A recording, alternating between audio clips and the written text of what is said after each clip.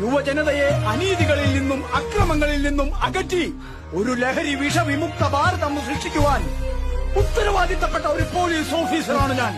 പ്രപഞ്ച നിയമങ്ങളെ കാറ്റിൽ പറത്തി സൃഷ്ടിവിരുദ്ധമായി പ്രവർത്തിച്ച നിന്നെ പോലുള്ള വിഷവിത്തുകൾ ഇനി ഈ പുണ്യഭൂമിയിൽ ജീവിച്ചിരിക്കുവാൻ പാടില്ല. ഞാൻ എന്തേ കാണുന്നേ? എന്റെ മോനെ ഒന്നും ചെയ്യരുത്. ഇതിന് മാത്രം എന്റെ മോനെ എന്ത് തെറ്റാ ചെയ്തേ? രക്ഷിതാക്കളുടെ തണലിൽ ജന്മസിദ്ധമായ കഴിവുകളിൽ മതിമറന്ന നാം മക്കളുടെ ദുർനടപടികൾ അറിയാതെ പോയത് മാപ്പർഹിക്കാത്ത വീഴ്ച തന്നെ. എന്ത് കുറ്റാ ചെയ്തേ? ഇവനും ഇവന്റെ കൂട്ടുകാരും കൂടി ലഹരിക്കടിമയായി സ്വബോധം നഷ്ടപ്പെട്ട സീത എന്ന പെൺകുട്ടിയെ നശിപ്പിച്ച് കൊന്നു. ഭഗവാനെ, ഞാൻ എന്തിനാ കേൾക്കുന്നേ? ഞാൻ കേട്ടത് സത്യമാണോ മോനെ? എന്താടാ നീയൊന്നും മിണ്ടാത്തെ?